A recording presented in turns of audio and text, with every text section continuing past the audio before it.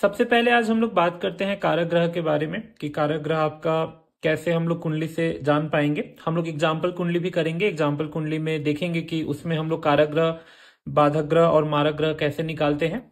तो अब इस चार्ट में एक बार देखते हैं कि चार्ट में जो ये पहला घर है, जो फर्स्ट हाउस है, और जो ये फिफ्थ हाउस है, और जो ये नाइन्थ हाउस है, इसका जो भी स्वामी रहेगा वो हमारे कारक ग्रह है।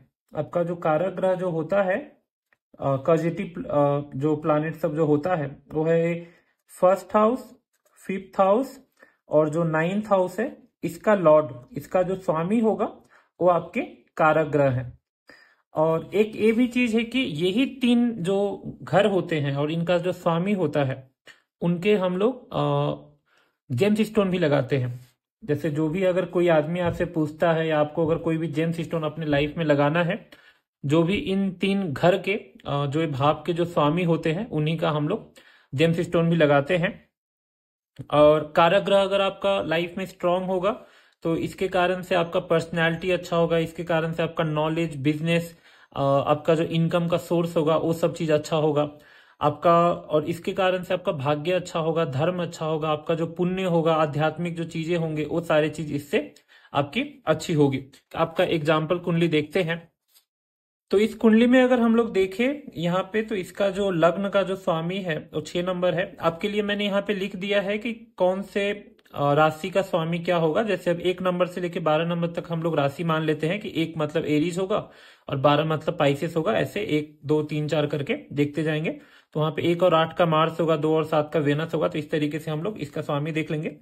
और हम लोगों ने क्या पढ़ा है कि कारक ग्रह जो होते हैं उसका पहला घर, पांचवा घर और नौवां घर। पहला घर में 6 नंबर है, पांचवा घर में आपका 10 नंबर है, और फर्स्ट हाउस में आपका 6 नंबर है, फिफ्थ हाउस में आपका 10 नंबर लिखा है, और नाइन्थ हाउस में आपका 2 नंबर लिखा है। तो इसका मीनिंग क्या है कि अब 6 नंबर का स्वामी यहाँ पे क्या है, मर्क्यूरी है। तो बुध ग्रह मर्क्यूरी इसका जो स्वामी हुआ, तो इसके रिगार्डिंग आप रत्न लगा सकते हैं या इसका उपाय करेंगे तो आपका कारक ग्रह और मजबूत होगा, कुंडली आपकी मजबूत होती जाएगी। 10 नंबर मतलब सैटर्न, सैटर्न का अगर आप उपाय करेंगे तो इससे भी आपका लाइफ अच्छा होते जाएगा, आपका बिजनेस अच्छा होते जाएगा, आपका लाइफ में जो भी काम करेंगे उसमें आपको सफलता मिलते जाएगी, नॉलेज आपका गेन, नॉलेज आपका बढ़ता जाएगा। वहीं पे अगर नाइन्थ हाउस का अगर आप करेंगे तो भाग्य आपकी बढ़ेगी, आपका धर्म बढ़ेगा, आपका पुण्य बढ़ेगा, और इसके कारण से लाइफ आपका इजी होते चला जाएगा। जो भी आप काम करेंगे वो चीज आपको मिलते चली जाएगी। अब हम लोग बात करते हैं मारक ग्रह की। तो मारक ग्रह क्या होता है कि आपका सेकेंड हाउस और सेवेंथ हाउस, और सेकेंड हाउस और सेवेंथ हाउस का जो स्वामी होगा वो आपका मारक ग्रह है। अर्थात इन दोनों के ग्रह आपके कुंडली में आपके काम को रोकने का प्रयास करेगा। जब भी इनके दशा महादशा आएगी या अंतरदशा आएगी, कोई किसी भी प्रकार का इसका अगर दशा आता है तो ये आपके कुंडली में आपके चीजों को स्लो करेगा, लाइफ में थोड़ा सा आपके लिए मतलब कष्ट लाता है ये। और काम जो भी आप उस समय पे स्टार्ट करेंगे, ज्यादा चांसेस रहेंगे कि बिना उपाय के वो आपका सफल नहीं होगा और आपको वहां पे निराशा ही हाथ लग सकती है। अगर हम लोग इसी कुंडली में उसका एग्जाम्पल अगर देखें तो यहाँ पे आपका 7 नंबर लिखा है, जैसे कि सेकेंड हाउस में आपका 7 नंबर लिखा है, और आपका यहीं पे फिर देखें तो सेवेंथ हाउस में आपका 12 नंबर लिखा है, 12 नंबर लिखा है। तो सेवेंथ हाउस का 7 नंबर का यहाँ पे जो स्वामी है वो है आपका वेनस है, और आपका जो 12 नंबर है उसका है जुपिटर है। तो इन दोनों का आपका जब लाइफ में आप उपाय करेंगे, इन दो ग्रहों का आप अगर लाइफ में उपाय करेंगे तो आपके कुंडली में जो मारक ग्रह होगा वो शांत होते जाएगा, और लाइफ में जो भी आप काम करेंगे तो उसमें आपको सफलता मिलेगी। और जो कष्ट आगे आने वाली है उस काम में, ये काम आपका उतना ज्यादा कष्ट नहीं आएगा या कष्ट खत्म हो जाएंगे और सफलता आपको इजीली प्राप्त हो सकता है। पर यूजुअली इसके दशा और अंतरदशा में दुख होता ही है। तो उपाय करना, सजग रहना इस समय पे, या कोई भी नया काम स्टार्ट करने से पहले हर तरीके से सोच लेना बहुत जरूरी होता है। तो उस चीज पे भी आप अपने लाइफ में ध्यान दीजिएगा। अब हम लोग तीसरी चीज जो बात करेंगे बाधक ग्रह की।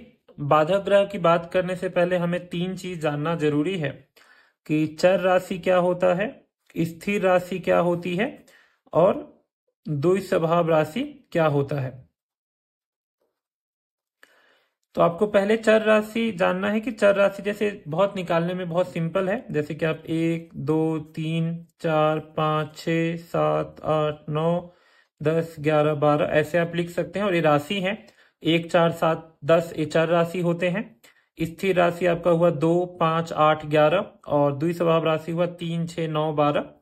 तो आपका अब यहाँ पे देखना है कि आपके जो लग्न में जो भी राशि रहेंगे, अगर वो चर राशि है तो उससे 11वां घर, जैसे कि अगर चर राशि हो लग्न में चर राशि हो तो इसका जो 11वां घर रहेगा उसका स्वामी 11th हाउस का जो स्वामी होगा वो बाधक ग्रह है।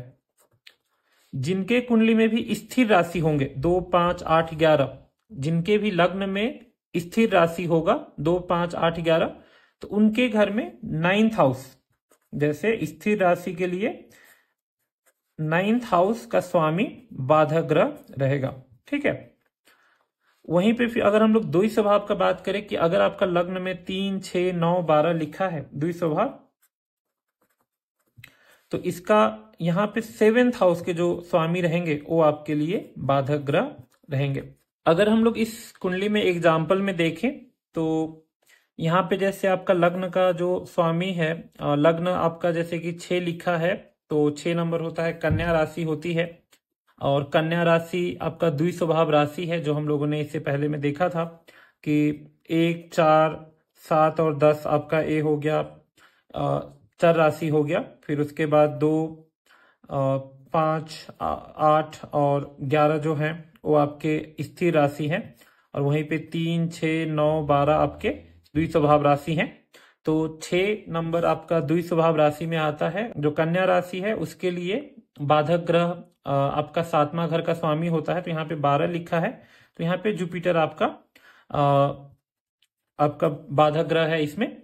तो अब इस कुंडली में अगर देखें तो जुपिटर आपका बाधक ग्रह है। तो अगर आप जुपिटर का जब भी अंतर्दशा आएगा या महादशा आएगी तो उसमें आप जो भी काम करेंगे उसमें सफलता तो आपको मिल सकती है, लेकिन बहुत स्ट्रगल के साथ मिलेगा, इजीली आपको नहीं मिलेगा। ये चीज आपका बाधक ग्रह दिखाता है। तो उस समय पे जितना ज्यादा बाधक ग्रह के उपाय सब करेंगे उतना आपके लिए लाइफ स्मूथ होगा और आपके काम सब बनते जाएंगे। एक और चीज है जो हमें जानना चाहिए कि प्रबल मारक क्या होता है। अब प्रबल मारक के बारे में हम लोग जानते हैं कि आपके लिए जो 2nd हाउस है, 3rd हाउस है, 6th हाउस है, 7th हाउस है, 8th हाउस है, 11th हाउस है और 12th हाउस है। ये जो 7 घर हैं, इस 7 घर के जो स्वामी होंगे और उसमें से जो भी बहुत ज्यादा बार रिपीट हुआ है वो आपके लिए प्रबल मारक होगा। जैसे कि अगर हम लोग एग्जाम्पल कुंडली में अगर ले तो मान लीजिए कि अब हम लोगों ने क्या क्या क्या था, 2nd house, 3rd house, 6th house, 7th house, 8th house, 11th house and 12th house. तो इन सब का जो स्वामी होगा और उसमें से जो सबसे ज्यादा रिपीटेटिव है, तो पहले हम लोग स्वामी लिख लेते हैं। तो 2nd हाउस में आपका 7 नंबर लिखा तो इसका वेनस है, वी हम लोगों ने लिख लिया। 3rd हाउस में 8 नंबर है, इसका मार्स हुआ। और आपका जो 6th हाउस में है उसका 11 है तो सैटर्न हुआ।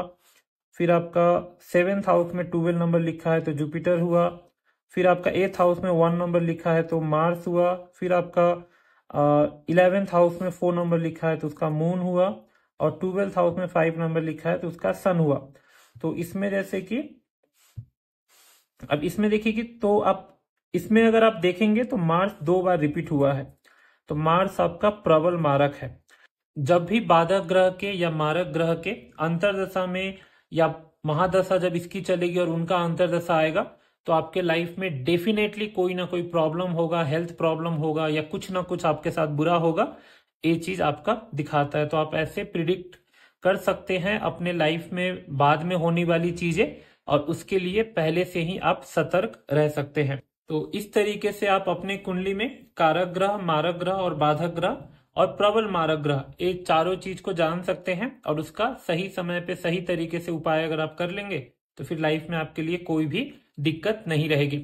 तो आज का वीडियो इतना ही। अगर आपको अच्छा लगे तो आप लाइक करिए, सब्सक्राइब कीजिए। अगर आपको पर्सनल सेशन चाहिए तो जो डिस्क्रिप्शन में आपको नंबर दिया गया है या अकाउंट सब दिया गया है उसमें आप DM करके पर्सनल कंसल्टेशन ले सकते हैं।